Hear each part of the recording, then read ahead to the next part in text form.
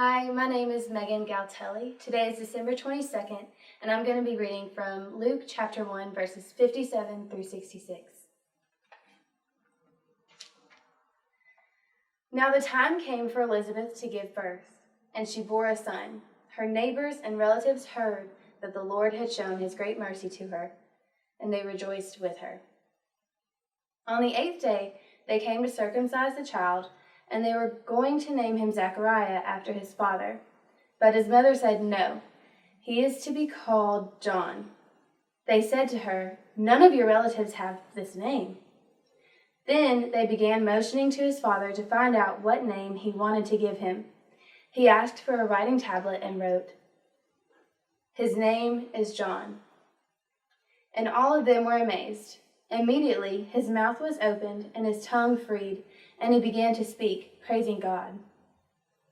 Fear came over all their neighbors, and all these things were talked about throughout the entire hill country of Judea. All who heard them pondered them and said, "What then will this child become?" For indeed, the hand of the Lord was with him.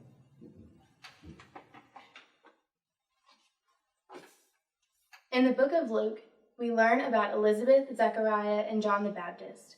Chapter 1, verses 57 through 66 give us a closer look at how John the Baptist was given his name. We start with Elizabeth having her baby, and all of the townspeople gathered to celebrate with her and Zechariah. At that time, it was customary for a son to be named after his father. So when Elizabeth was asked what he was to be named, everyone was shocked when she said John. They looked to Zechariah in disbelief. Now he couldn't speak, so he was handed a writing tool to share his opinion. But everyone was in even more disbelief when he too wrote John. Once he finished writing, he also began speaking a blessing to God. All of those that were with the family were scared and wondered what this child would be because of this blessing from God. To me, there are two important takeaways from this passage. First, Elizabeth and Zechariah had to have tremendous faith in the Lord to go against the customs of the times. To us, it may just seem like a name, but continuing family names was much more important during those times. I can only imagine the strength it took Elizabeth and Zechariah to look at their friends and family while they all question your decisions.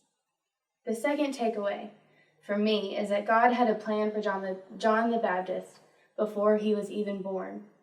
God knows us, he loves us, and he has big plans for us before we exist. Pray with me. Holy God, thank you for your love. Fill me with your strength, love, and courage to do your plan for my life. Amen.